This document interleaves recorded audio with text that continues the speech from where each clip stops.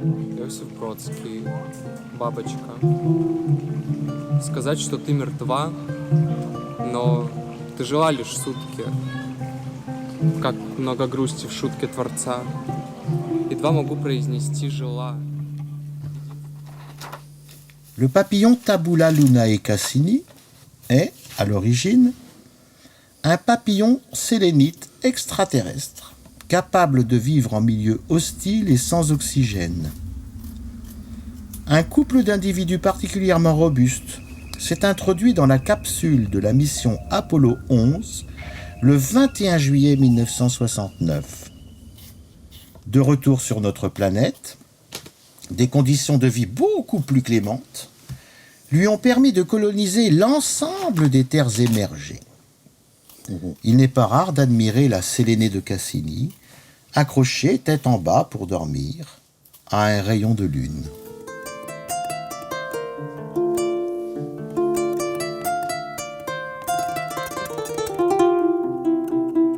Le papillon, en fait, c'est venu de ce bouquin-là aussi, d'une carte. Il faut que je la retrouve. Et c'était superbe. C'est-à-dire, on peut pas rendre compte de tout. C'est quand même fait pour aiguiser la curiosité des personnes qui vont voir l'exposition, leur donner envie de découvrir des œuvres.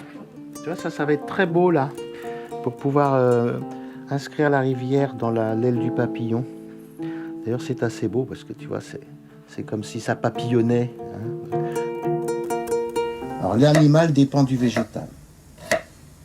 C'est le végétal qui prime.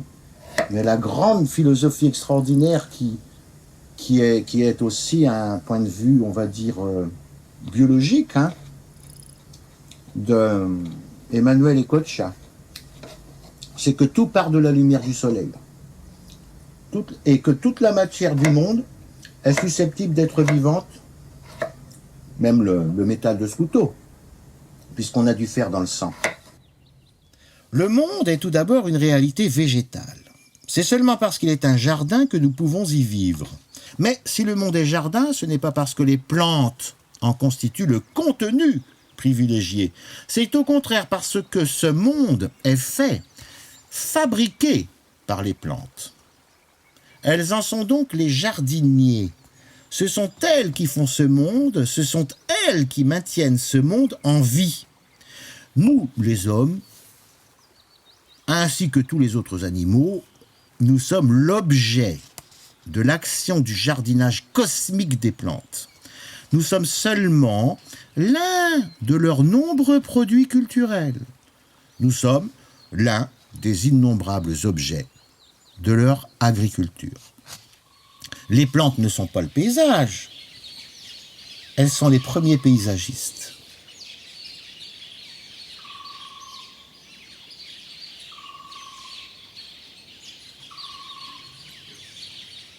Pourquoi ils nous fascinent? Déjà parce qu'ils volent. On est capable de voler, je crois que c'est la première des choses. La deuxième chose, c'est que c'est beau. Un papillon, c'est toujours très beau. Même les papillons de chou, les fameuses pierrides, ce sont quand même des papillons assez extraordinaires. Puis, dans nos pays, en plus, dans les pays tempérés, c'est toujours le printemps, l'été, c'est le renouveau de la nature, c'est la vie qui revient.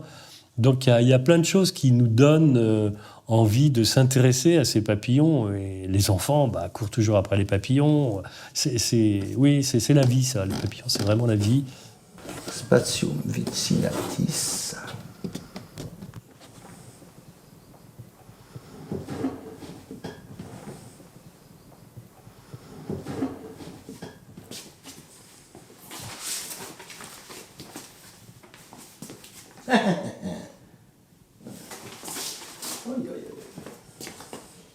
Intervertis qu'ils sont.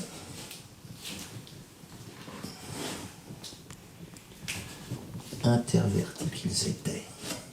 Ah bah Lucio Fontana, voilà. Il n'y a aucune fantaisie dans ce que vous voyez là, en ce qui concerne les noms. Il se réfère soit au nom de l'artiste, Ouais. soit au nom de l'œuvre, Ouais. soit à l'endroit où se situe l'œuvre. Hein. L'erratique azuréen, bon, parce que l'erratique c'est le vol erratique, mais azuréen parce que voilà, ce sont les avions présentés par Alighiero et Boetti en aquarelle, etc. Là, l'emblème des frontières.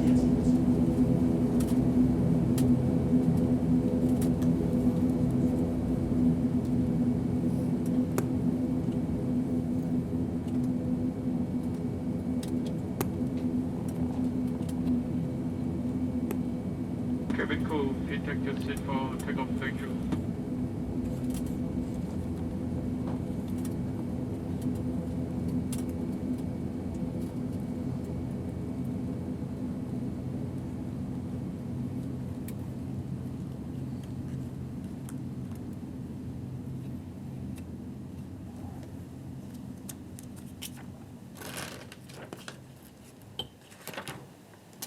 L'intérêt du volet art science, c'est qu'on est aussi dans le domaine artistique et dans le domaine scientifique. Donc la proposition justement de Fabrice de travailler sur les papillons à partir de papillons, de formats de papillons, de contours de papillons réels, c'est très séduisant. Ça reste beau, ça interroge. Il y a la question de la dénomination des papillons aussi, c'est intéressant, de voir la façon dont on nomme les papillons. Et ça reste très très beau et ça donne envie effectivement de voir un peu plus près les papillons à la matière. Oui. Et après, alors là par exemple, c'est le tableau de Caravage où on voit le tricheur avec au jeu de cartes. À rayures. Le tricheur à rayures parce qu'il a une veste à rayures. Donc tu vois, la vanité des corbeilles, c'est la corbeille de fruits. La corbeille de fruits tavelés, les fruits abîmés avec la fameuse feuille de figuier desséchée. Et ça, c'est de Caravage aussi. Donc une vanité, donc c'est la vanité des corbeilles, voilà, etc. Tu vois. Tout comme par exemple Bia, c'est véritablement un nom de genre de papillon, mais Yémis, c'est donc de l'hiver, donc c'est le frimat du Louvre parce que ça se situe au Louvre. C'est un tableau de Arcimboldo. Vous voyez. Et l'enfant demande: à quoi sert-il le papillon si ce n'est la beauté? La beauté pure, la beauté qui saute d'ouvrage en ouvrage du monde et les honore de sa présence et de sa présence en leur étant présente, simplement présente, en donne tout le sens.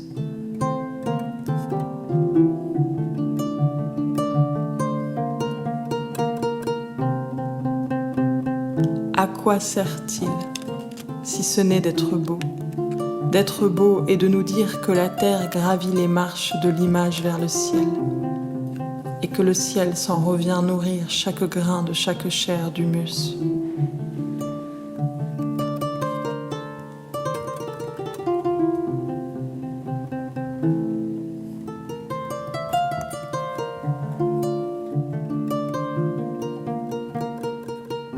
Quand on rentre dans ton univers, sur chacun des papillons, là, on dit « Oh là là, ça c'est formidable ». Mais encore faut-il pouvoir rentrer dans ton univers, tu vois. Parce que les clés, pour moi, elles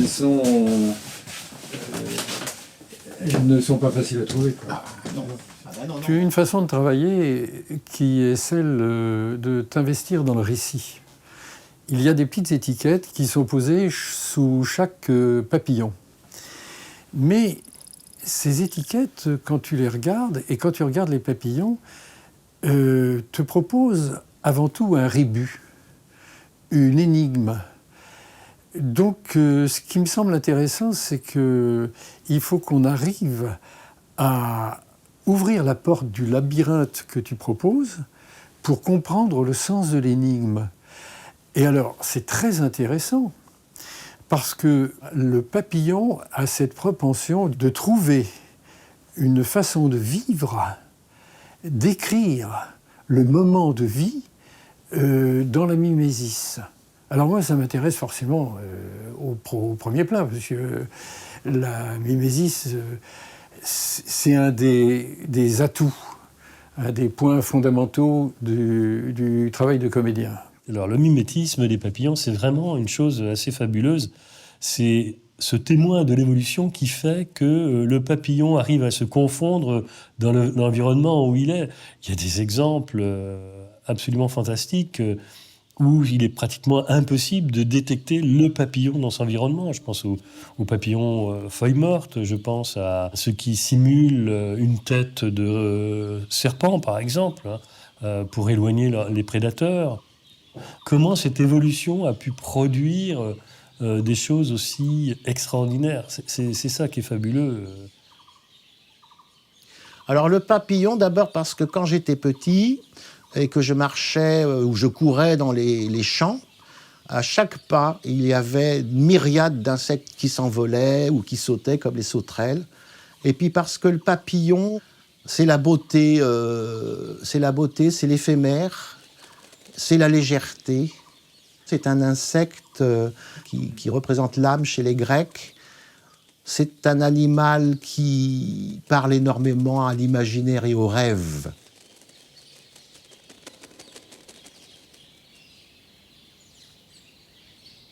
Alors, ce qui est beau comme image, c'est que si l'on écrit sur les ailes des papillons, ce que finalement tu as fait, parce que ce sont des récits à chaque fois qui ont toute une dramaturgie, le papillon non seulement peut pratiquer cette mimésis, mais après il s'envole et il emmène avec lui ce qui a été dessiné ou ce qu'il s'est dessiné lui-même sur ses propres ailes. Mais là, j'ai l'impression d'avoir la métaphore de l'artiste, finalement. C'est que, qu'est-ce que l'artiste? Il regarde le monde, il s'imprègne du monde, il le transforme, il propose une image, là c'est sur les ailes des papillons, et puis après il s'envole. Il va dans les musées faire des expos, il fait des catalogues, etc. C'est une très belle métaphore de l'artiste que tu es en train de proposer.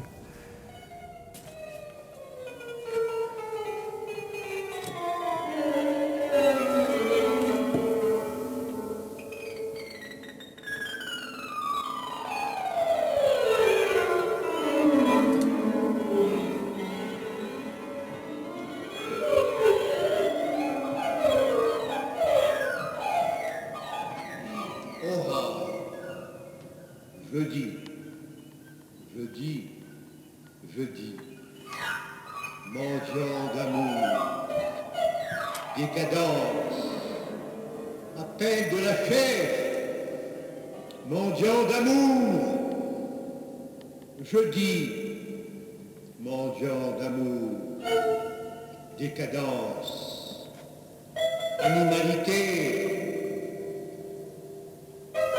besoin d'être en contact, je dis, mendiant d'amour.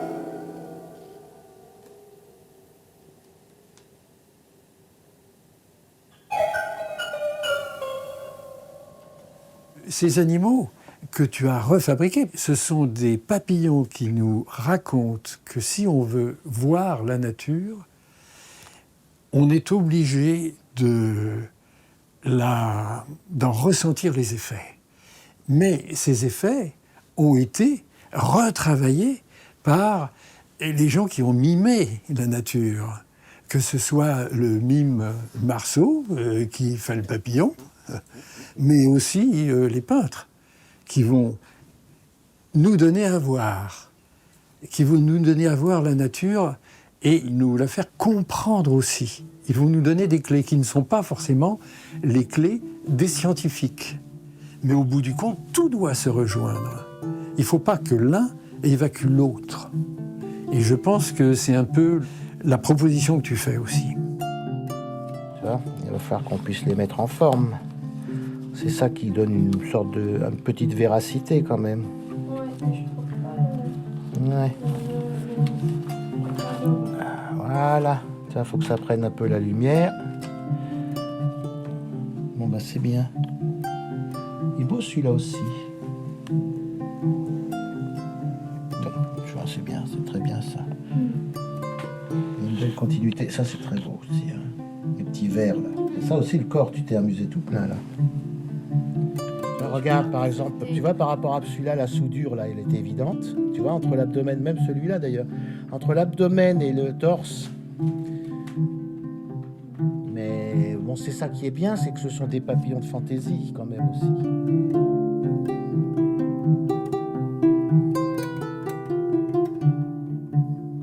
On pense toujours aux papillons, bien sûr, hein, quand on parle de métamorphose, parce que c'est tellement fabuleux de passer de ce stade de chenille à ce stade ailé, volant, que c'est un miracle quelque part de la nature. C'est ça qui est fabuleux dans cette évolution, les formes qui ont pu être dégagées par ce hasard dans l'expression des gènes, c'est fabuleux. Alors chez les papillons, on a un développement, un cycle en plusieurs stades. La femelle va pondre un œuf sur une plante.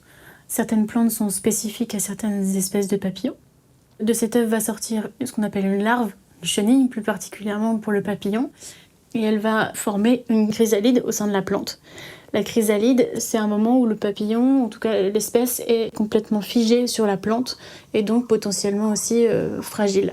Au sein de la chrysalide, on peut observer en fait les futures formes du papillon. Quand la chrysalide va grandir, on va voir les ailes se dessiner.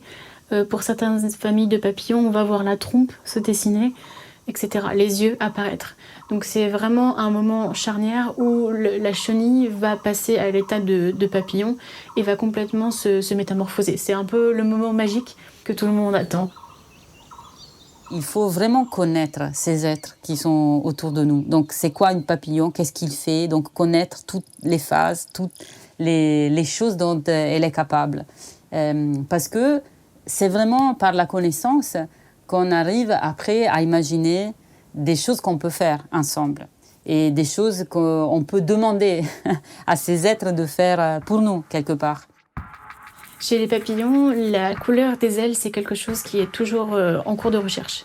On sait que la plupart des papillons, les écailles sont colorées, c'est ce qu'on appelle une coloration chimique, qui vont se dégrader à la lumière. Chez d'autres espèces de papillons, comme le morpho, les écailles ne sont pas colorées, elles ont une forme particulière, elles sont transparentes, elles n'ont pas de couleur chimique, mais c'est la forme qui va être caractéristique. C'est la façon dont arrive la lumière sur cette écaille qui va leur donner une couleur particulière. Et j'aime cette idée du collectif, mais là, il est vrai que c'était plutôt des collaborations d'assistants et d'assistantes auxquelles j'ai fait appel, plutôt qu'une œuvre collective. Là, c'est vraiment un projet que je peux qualifier de personnel, mais j'ai eu plaisir et j'ai voulu faire participer des amis pour arriver à une certaine qualité à laquelle je ne pouvais pas prétendre moi-même. Certaines espèces de papillons, certaines familles de papillons ont des capacités génétiques à muter régulièrement et donc à faire varier en fait les colorations sur leurs ailes. Et cette capacité-là fait qu'il y a un brassage génétique qui est très important. De sélection comme ça en sélection, c'est ce qu'on appelle la sélection naturelle. On va avoir des générations de papillons qui vont avoir des critères qui sont faits en fonction de leur environnement, mais surtout aussi en fonction des différents types de prédateurs qui sont autour d'eux. J'ai imaginé que des papillons puissent, puisque nous ne sommes pas leurs prédateurs, nous ne les mangeons pas, mais nous sommes les agents de leur extinction, qu'ils puissent se dire on va essayer de les séduire, ces êtres humains, puisqu'ils aiment l'art. On va se poser subrepticement sur les pages des livres qu'ils adorent, qu'ils dégustent, avec des belles images de reproduction d'art, etc. Et puis comme ça, hop, on va essayer d'imiter pour que, à tout moment, ils puissent finalement nous accepter comme étant les messagers de la création artistique. On retrouve quand même cette démarche un peu de collectionneur chez les naturalistes aussi. C'est pas pour rien que quasiment on a plus de 500 000 spécimens d'insectes. Il y en a au moins la moitié qui sont des papillons. Donc c'est pas un hasard, c'est parce que aussi c'est un animal qui attire naturellement. Pour moi, c'est une forme de réparation. L'espèce humaine abîme terriblement la planète. Je suis même pas sûr que d'ici 1000 ans ou 2000 ans, nous soyons encore sur Terre. D'autres espèces nous remplaceront. Je pense aux pieuvres, aux poulpes, qui sont plus intelligents que nous, etc. Cette réparation, ce serait d'imaginer qu'à un moment donné, la nature puisse s'adapter plus rapidement encore que ce que nous lui faisons subir. Si on veut vivre avec le système vivant sous des formes qui laissent de la place au système vivant pour qu'il existe dans sa diversité, etc., ben, nous, en tant qu'humains, il faut être dans des régimes, on peut dire, d'attention différentes, d'alerte, d'observation. Nous, on vit dans un monde de production. Et on appelle justement l'époque dans laquelle on est aussi une époque de productivisme. Non? Et je trouve que cette primauté de la production sur une logique de la reproduction, donc qui est attentif à maintenir les conditions de sa propre existence, est ce qui nous a piégés vers des schémas qui ne sont pas durables.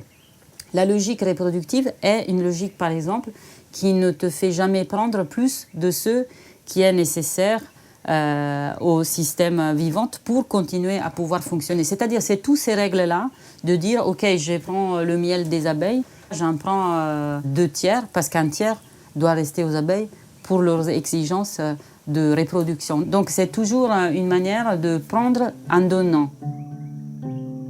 Il était question de présenter des collections de papillons qui, par mimétisme, imitaient des œuvres d'art.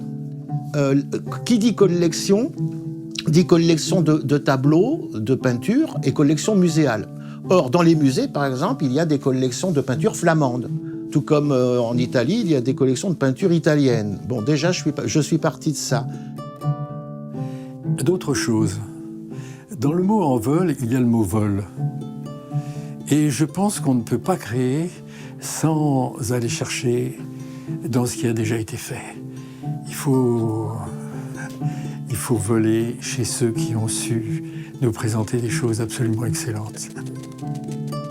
C'est la fonction profonde de l'art, d'échapper au bout du compte à la graffiti, qui, même si elle existe, de la regarder, mais dans l'envol, de la regarder de haut, et puis d'en faire autre chose. Étrange comme peinture, parce que c'est une peinture avec une lumière qui vient du bas, tu vois ? Ouais, c'est beau. Et elle a vu le bain d'Ingres, forcément, tu vois, elle s'est inspirée du bain. Tu aimes bien ? Ouais, moi j'aime bien, c'est très beau. Oui. Bon, bah écoute, je la retiens. Non, c'est pas très probant. Il y a... Je me suis rendu compte que les livres délivrent. Un livre délivre. Ça délivre de l'obligation de se tenir au courant de tout, de cette injonction permanente d'être au courant, de s'informer, de répondre aux mails, de répondre aux sollicitations multiples. C'est tout simplement la tyrannie de l'écran. Or, la page d'un livre n'est pas un écran, elle ne fait pas écran, elle révèle. Le livre, c'est un objet physique qu'on a plaisir à manipuler et qui est véritablement un éventail de connaissances et de savoirs, mais dans le même temps aussi peut, à tout moment, nous délivrer à nouveau une image, un texte qui nous manque, parce que je pense que la culture répond à un manque, et ce manque, il est tout simplement dû à la barbarie du monde. Et donc l'art, pour moi, est un moyen de résistance. C'est un acte, comme disait Gilles Deleuze, c'est un acte de résistance, l'acte de création.